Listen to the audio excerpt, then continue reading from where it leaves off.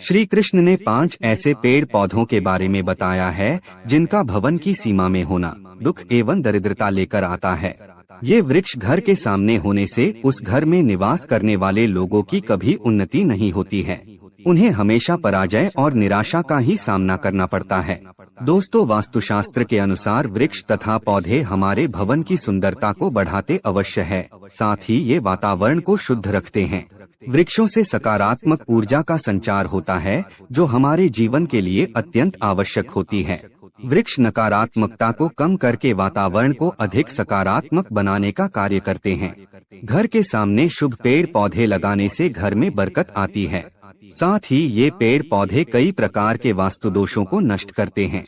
घर के आंगन में खड़े वृक्ष देवताओं के समान हमारे घर की रक्षा करते हैं। इसीलिए हमारे पुराणों और शास्त्रों में भवन की सीमा में कुछ शुभ वृक्षों का रोपण करने की सलाह दी गई है।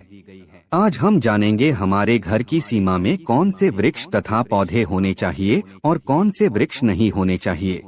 जैसे कुछ वृक्षों को शास्त्रों में शुभ बताया गया है, उसी प्रकार से वास्तुशास्त्र में अशुभ वृक्षों तथा पौधों का वर्णन मिलता है। इन वृक्षों का घर की सीमा में होना अशुभ और अमंगलकारी होता है। ये वृक्ष घर के सामने होने से दुख तथा दरिद्रता का ही सामना करना पड़ता है। इन वृक्षों के सानिध्य में रहने पर धन का नाश होता है, शत्रुओं में वृद्धि होती है, मनुष्य अपना मान सम्मान तक खो देता है।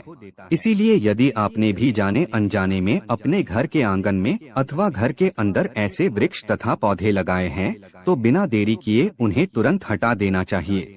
सबसे पहली बात है, घर के मुख्य द्वार को हमेशा ही लताओं से, फूलों और पौधे से सजाकर रखना चाहिए। मुख्य द्वार जितना सुंदर और सुशोभित होगा उस घर में उतनी ही अधिक सुख शांति बनी रहेगी। किंतु ध्यान रहे, मुख्य द्वार पर किसी भी वृक्ष की छाया नहीं पड़नी चाहिए। इससे छाया वेध निर्माण होता है और परिवार में समस्याएं उत्पन्न होने लगती है।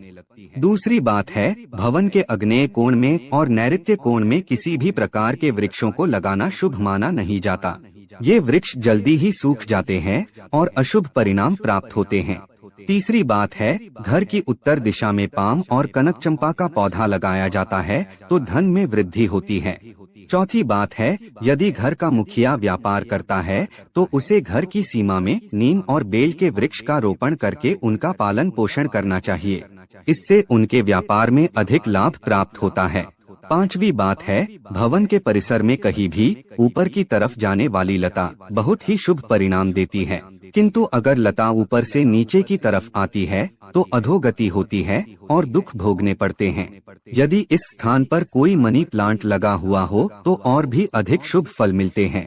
छठी बात है, केले का पेड़ भवन के लिए बहुत ही अधिक शुभ माना जाता है, लेकिन इसे घर के पीछे लगाना चाहिए। यदि इसे घर के सामने लगाना हो तो तुलसी के पौधे के पास लगा सकते हैं। तुलसी के पास केले का पेड़ हो तो धन संपत्ति में अकस्मात ही वृद्धि होती है, क्योंकि केले के पेड़ में भगवान विष्णु निवास करते हैं और तुलसी में माता लक्ष्मी का वास माना जाता है। आइए अब जानते हैं कौन से पेड़ पौधे घर में लगाना अशुभ होता है। सबसे पहले बात कर लेते हैं कांटेदार पौधों की। दोस्तों, आपको घर में कभी भी कांटेदार पौधे नहीं लगाने चाहिए, क्योंकि कांटेदार पौधे हमारे वास्तु को प्रभावित तो करते ही है, साथ ही इस तरह के पौधे घर के छोटे बच्चों को भी नुकसान पहुंचा सकते हैं। इसलिए घर में कांटेदार पौधे लगाने से हमेशा बचे रहें, क्योंकि इनके कांटे नकारात्मक ऊर्जा उत्पन्न करते हैं। लेकिन फिर भी गुलाब जैसे कांटेदार पौधे लगाए जा सकते हैं, परंतु गुलाब के पौधे को घर की छत पर ही रखें तो बेहतर रहेगा।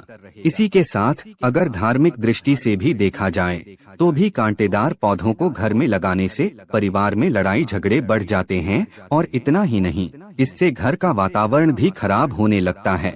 दोस्तों, दूसरे तरह के पौधे हैं दूध वाले पौधे।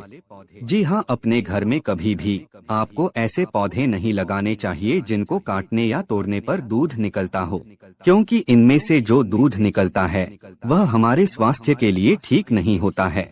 अगर गलती से कोई बच्चा या बड़ा इन पौधों के दूध का सेवन कर ले तो यह हमारे शरीर के अंदर विष पैदा कर सकता है। इसलिए इस दुष्प्रभाव से बचने के लिए हमें ऐसे पौधों से दूर रहना चाहिए।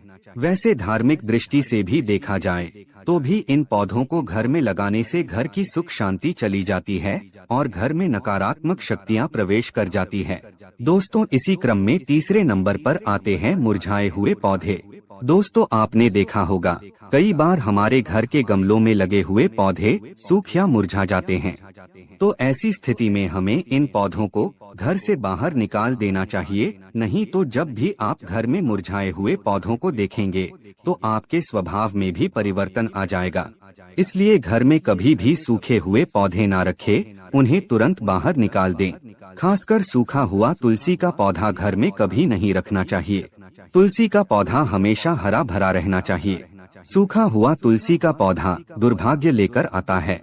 शास्त्रों में कहा गया है, जिस घर में तुलसी का पौधा सूख जाता है उस घर से लक्ष्मी चली जाती है। चौथा पौधा है बोनसाई का पौधा। दोस्तों, शायद आप बोनसाई पौधों का मतलब नहीं जानते होंगे, तो हम आपको बता दें कि यह वे पौधे होते हैं जो किसी भी बड़े पेड़ का छोटा रूप होते हैं। इनकी बढ़वार को किसी वैज्ञानिक तरीके से रोक दिया जाता है। इसलिए माना जाता है कि इस तरह के पौधे हमारे चारों तरफ की सकारात्मकता को भी रोक देते हैं। इसलिए बोनसाई पौधों को ना ही घर में तैयार करना चाहिए और ना ही बाहर से लाकर लगाना चाहिए, क्योंकि वास्तुशास्त्र के अनुसार यह पौधे घर में रहने वाले हर सदस्य का आर्थिक विकास रोक देते हैं। दोस्तों, अब बात कर लेते हैं बबूल के बारे में। आपको पता ही होगा, यह एक बड़ा कांटेदार वृक्ष होता है, इसलिए इसका पौधा घर में लगाने का सवाल ही नहीं उठता। फिर भी कोई बोनसाई करके इसको घर में लगाने की सोच रहा है तो ऐसा बिल्कुल ना करे, क्योंकि यह वास्तु की दृष्टि से ठीक नहीं रहता। ऐसे पौधे सिर्फ हमें नुकसान पहुंचाते हैं, क्योंकि इनके कांटे बड़े हानिकारक होते हैं। दोस्तों, अब बात कर लेते हैं कैस्टर प्लांट के बारे में। कैस्टर प्लांट देखने में भले ही बेहद अच्छा लगता हो, लेकिन इसे दुनिया का सबसे खतरनाक पौधा माना गया है।